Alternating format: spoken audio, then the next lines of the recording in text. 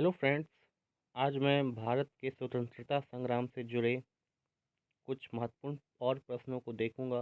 इसके पहले मैंने 3 वीडियो अपलोड कर दिया है भारत के स्वतंत्रता संग्राम से, और वहाँ पे भी मैंने बहुत सारे इंपॉर्टेंट क्वेश्चंस बताया है जो कि आपके एग्ज़ाम में पूछा जाता है।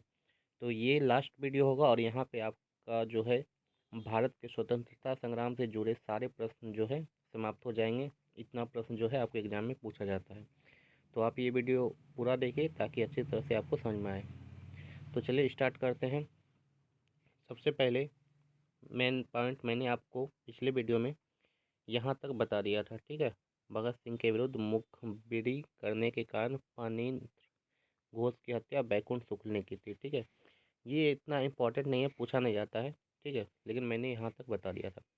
चलिए इसके बाद मैं आपको बता रहा हूँ, याद रखना है कि महात्मा गांधी द्वारा स्थापित हरिजन सेवक संघ के संस्थापक अध्यक्ष घनश्याम दास बिरला थे।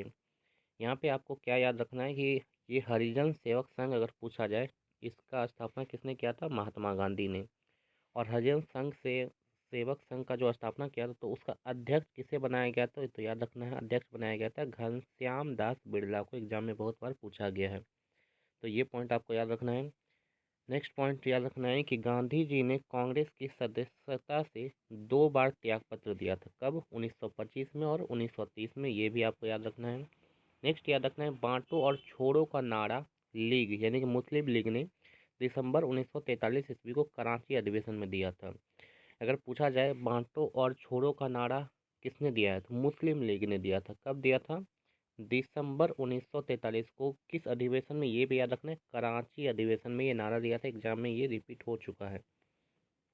चलिए नेक्स्ट याद रखना है कि कांग्रेस का प्रथम ब्रिटिश अध्यक्ष कौन था? तो याद रखना है जॉर्ज यूल, ठीक है। कांग्रेस का अगर पूछा जाए प्रथम ब्रिटिश अध्यक्ष कौन बना था, तो जॉर्ज यूल बना था। नेक्स्ट पॉइंट पे चलते हैं। नेक्स्ट पॉइंट याद रखना है कि एक कथन है कि मैं देश की बालू से ही कांग्रेस से भी बड़ा आंदोलन खड़ा कर दूंगा। ये किसने कहा था? महात्मा गांधी ने कहा था, ठीक है। ये महात्मा गांधी का कथन है, तो इसको आपको याद रखना है। नेक्स्ट है डंडा फौज का गठन। ये पंजाब में किसने किया था? चमनदीप ने। एग्जाम में पूछा गया है, तो ये आपको याद रखना है कि डंडा फौज का गठन किसने किया था? चमनदीप ने। कहाँ किया था? पंजाब में, ठीक है। इंपॉर्टेंट पॉइंट है, आपको याद रखना है। नेक्स्ट पॉइंट पे चलते हैं। नेक्स्ट पॉइंट है कि दीन बंधु मित्र का नाटक नील दर्पण में नील की खेती करने वाले पर हुए अत्याचार का उल्लेख है। अब यहाँ पे पॉइंट क्या याद रखना है कि इस नील दर्पण जो कि एक नाटक है, इसको किसने लिखा था? दीन बंधु ने लिखा था, ठीक है। दीन बंधु मित्र ने लिखा था नील दर्पण। और इसमें क्या उल्लेख किया गया है? नील की खेती करने वाले पे जो अत्याचार हुआ है उसका उल्लेख यहाँ पे मिलता है नील दर्पण में। एग्जाम में पूछा गया, तो याद रखना है, ये पॉइंट इंपॉर्टेंट है। नेक्स्ट है राष्ट्रवादी अहरार आंदोलन मजहर उल हक ने प्रारंभ किया था, ठीक है। ये पूछा नहीं गया है, लेकिन मैं बता देता हूँ अगर ये आ जाए, ठीक है, कि अहरार आंदोलन किसने आरंभ किया था? मजहर उल हक ने आरंभ किया था। नेक्स्ट पॉइंट है कि आत्म सम्मान आंदोलन की शुरुआत किसने की थी? राम स्वामी नायकर ने की थी। ये पॉइंट आपको याद रखना है। नेक्स्ट निरंकारी आंदोलन की शुरुआत किसने की थी? दयाल दास ने की थी, ठीक है। ये पढ़ लेना है, एग्जाम में उतना आता नहीं, लेकिन अगर आ जाए तो इसको आपको याद रखना है, ठीक है, ये पॉइंट। चलिए नेक्स्ट पॉइंट पे आते हैं। ब्रह्म समाज का प्रतिज्ञापन किसने तैयार किया था? देवेंद्र नाथ ठाकुर ने। ये याद रखना है, एग्जाम में पूछा गया है, ठीक है। ब्रह्म समाज का प्रतिज्ञापन किसने तैयार किया था? देवेंद्र नाथ ठाकुर ने। नेक्स्ट याद रखना है, देव समाज के संस्थापक कौन है? शिव नारायण अग्निहोत्री हैं। नेक्स्ट है तरुण स्त्री सभा की स्थापना कहाँ हुई थी? कोलकाता में हुई थी। नेक्स्ट है भारत भारतीयों के लिए, ये किसका कथन है या नारा है? आर्य समाज का। एग्जाम में पूछा गया, ये इंपॉर्टेंट है, ठीक है, VVI क्वेश्चन है, याद रखना है। आर्य समाज का नारा है कौन सा? भारत भारतीयों के लिए, ठीक है। नेक्स्ट है अखिल भारतीय किसान सभा की स्थापना कहाँ हुई थी? लखनऊ में। एग्जाम में पूछा गया है, ठीक है, ये पॉइंट। अखिल भारतीय किसान सभा की स्थापना कहाँ हुई थी? लखनऊ में हुई थी। नेक्स्ट है स्वामी विवेकानंद ने 1893 में शिकागो में विश्व धर्म सम्मेलन में संबोधित किया था। ये भी एग्जाम में पूछा गया है। स्वामी विवेकानंद ने 1893 में शिकागो में, याद रखना है, विश्व धर्म सम्मेलन हुआ था, ठीक है, धर्म सम्मेलन, वहीं पे इन्होंने संबोधित किया था। क्वेश्चन घुमा फिरा के पूछा जाता है कि स्वामी विवेकानंद शिकागो कब गए थे? तो 1893 में गए थे। ठीक है, वहाँ पे क्या था, विश्व धर्म सम्मेलन था, उसी को संबोधित करने गए थे। नेक्स्ट है दिल्ली षड्यंत्र केस में दीनानाथ के द्वारा मुखबरी की गई थी। ठीक है, ये भी पॉइंट आपको याद रखना है। नेक्स्ट है अलीपुर केस में सरकारी गवाह नरेंद्र गोसाई बन गया था। ठीक है, अलीपुर जो बम कांड हुआ था उसमें सरकारी गवाह कौन बन गया था, नरेंद्र गोसाई बन गया था। नेक्स्ट है चंद्रशेखर आज़ाद का जन्म 23 जुलाई 1906 ईस्वी को मध्य भारत के भावरा नामक गांव में हुआ था। ये पॉइंट याद रखना है कि चंद्रशेखर आज़ाद का जन्म कब हुआ था, 23 जुलाई 1906 को। अगर पूछा जाए किस गांव में, तो याद रखना है भावरा। ठीक है, भावरा नामक गांव में हुआ था, जो कि मध्य भारत में यानी कि मध्य प्रदेश में। नेक्स्ट है सबसे कम उम्र में फांसी की सजा पाने वाले क्रांतिकारी का नाम क्या है, खुदीराम बोस। ठीक है, खुदीराम बोस एक ऐसे क्रांतिकारी हैं जो कि सबसे कम उम्र में फांसी की सजा पाने वाले हैं। ठीक है, ये चीज़ आपको याद रखना है। चलिए नेक्स्ट पॉइंट पे चलते हैं। इनकलाब जिंदाबाद का नारा किसने दिया था, भगत सिंह ने दिया था। ठीक है, ये नारा किसने दिया था, भगत सिंह ने दिया था। ये पॉइंट आपको याद रखना है। नेक्स्ट है शहीद ए आजम के नाम से किसे जाना जाता है, भगत सिंह को जाना जाता है। नेक्स्ट है कि भगत सिंह को फांसी की सज़ा सुनाने वाले न्यायाधीश का नाम क्या है। ठीक है, जीसी हिल्टन। एग्जाम में पूछा गया तो याद रखना है कि भगत सिंह को जिसने फांसी की सज़ा सुनाई थी उस न्यायाधीश का नाम था जीसी हिल्टन। नेक्स्ट सबके लिए एक जाति एक धर्म एक ईश्वर का नारा किसने दिया था, श्री नारायण गुरु ने दिया था। ये एग्जाम में पूछा गया है तो इसको याद रखना है। सबके लिए एक जाति एक धर्म एक ईश्वर का नारा श्री नारायण गुरु ने दिया था। चलिए नेक्स्ट पॉइंट पे चलते हैं। स्वर्ण हिंदुओं की फांसीवादी कांग्रेस कहकर कांग्रेस का चरित्र निरूपण किसने किया था, मोहम्मद अली जिन्ना ने किया था। यानी कि मोहम्मद अली जिन्ना ने स्वर्ण हिंदुओं की फांसीवादी कांग्रेस कहकर कांग्रेस को क्या किया था, चरित्र चित्रण किया था। ठीक है, ये पॉइंट आपको याद रखना है। नेक्स्ट पॉइंट है कि मैं एक क्रांतिकारी के रूप में कार्य करता हूँ, ये किसने कहा था, जवाहरलाल नेहरू का कथन है। ठीक है, मैं एक क्रांतिकारी के रूप में कार्य करता हूँ, ये पॉइंट आपको याद रखना है। नेक्स्ट अगर पूछा जाए महात्मा गांधी को रविन्द्रनाथ टैगोर ने सर्वप्रथम महात्मा कहा था। ठीक है, अगर पूछा जाए महात्मा गांधी को महात्मा किसने कहा था, तो किसने कहा था, रविन्द्रनाथ टैगोर ने कहा था। ये आपको याद रखना है, रविन्द्रनाथ टैगोर, ये टैगोर एक ही है।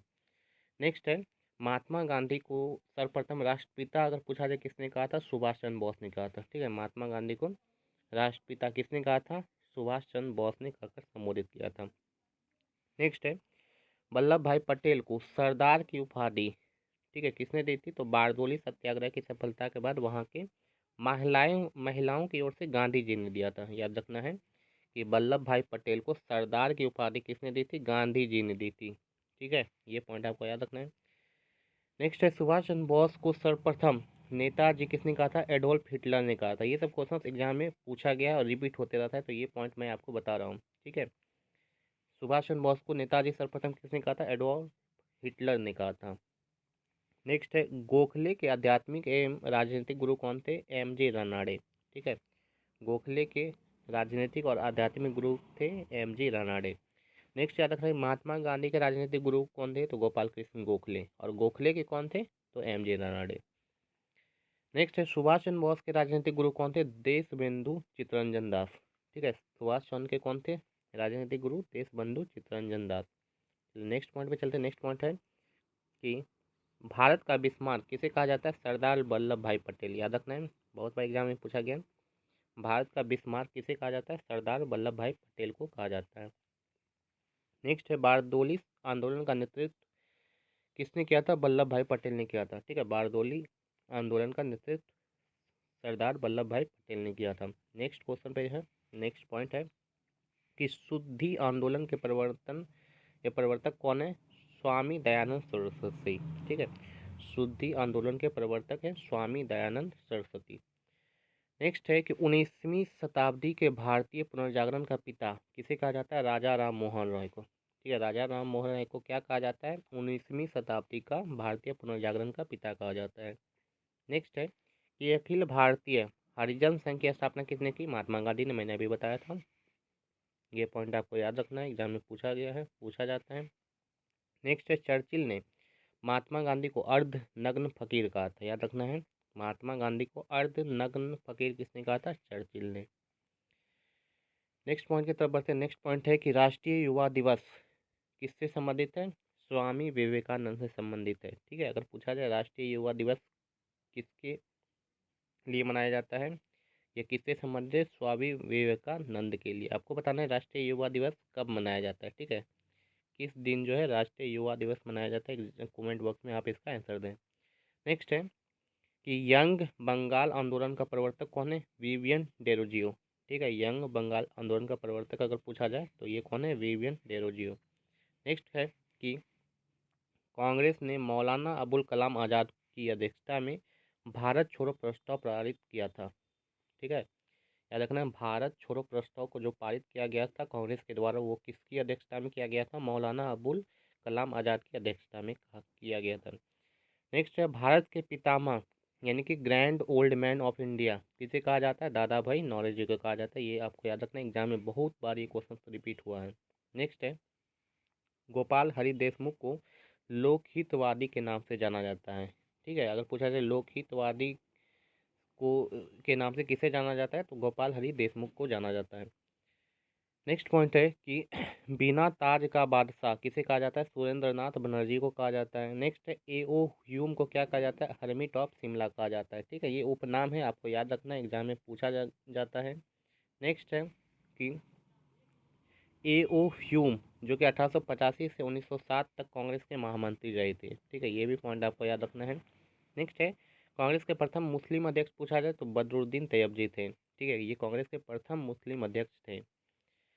चलिए नेक्स्ट पॉइंट पे चलते हैं। नेक्स्ट है रॉलेट एक्ट को बिना अपील, बिना वकील, बिना दलील का कानून कहा जाता है। ये पॉइंट आपको याद रखना है। नेक्स्ट है मोहम्मद अली और शौकत अली ने 1920 में खिलाफत आंदोलन की शुरुआत की थी। ठीक है, खिलाफत आंदोलन 1920 में हुआ था। इसकी शुरुआत किसने की थी? मोहम्मद अली और शौकत अली, ये दोनों भाई थे। नेक्स्ट है कि तीनों गोलमेज सम्मेलन में भाग लेने वाले भारतीय नेता कौन थे? भीमराव अम्बेडकर। भीमराव अम्बेडकर जो थे, ये तीनों गोलमेज सम्मेलन जो कि लंदन में हुआ था, ये जो इकलौते थे जो कि तीनों गोलमेज सम्मेलन में भाग लेने वाले भारतीय थे। ठीक है, आपको पता है गोलमेज सम्मेलन 3 बार लगातार हुआ है। कब? 1930 में, ठीक है, 1931 में और 1932 में, तीनों में इन्होंने भाग लिया था।